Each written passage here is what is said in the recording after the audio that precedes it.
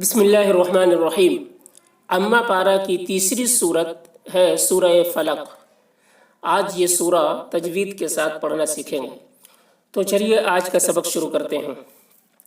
سورۃ الفلق مکیہ۔ اعوذ باللہ من الشیطان الرجیم، بسم اللہ الرحمن الرحیم۔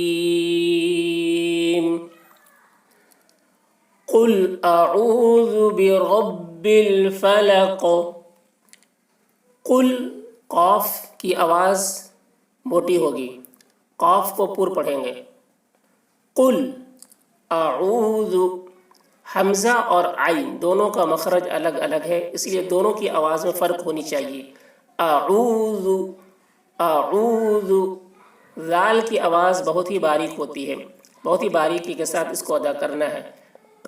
اعوذ برب را پر ہوگی، برب الفلق، قاف میں قلقلہ ہوگا، فلق۔ قل اعوذ برب الفلق من شر ما خلق۔ من میں اخفا کریں گے، من شر ما خلق، خا کی آواز بھی موٹی ہوگی، خلق، قاف میں قلقلہ کرنا ہے، خلق۔ من شر ما خلق ومن شر غاسق اذا وقب۔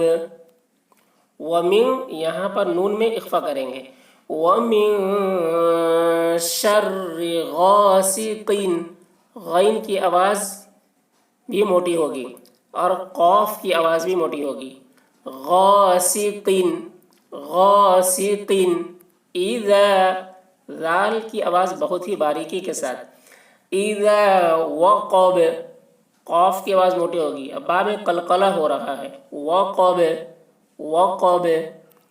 ومن شر غاسق اذا وقب ومن شر النفاثات في العقد۔ ومن نون میں اخفا کر رہے ہیں، ومن شر، نون مشدد ہے، نون میں غنہ ہو رہا ہے، شر النفاثات، فاتی، سا کی آواز بہت ہی باریکی کے ساتھ، فاتی، فی العقد، دال میں قلقلہ، عقد۔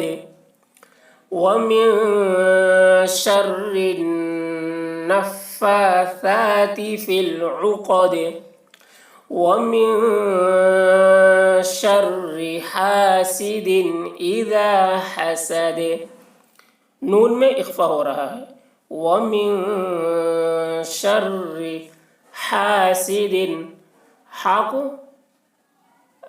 کو حلق سے ادا کر رہے ہیں، حاسد، اذا، ذال کی آواز بہت ہی باریک، اذا حسد، ہا کو حلق سے ادا کر رہے ہیں، دال میں قلقلہ، حسد۔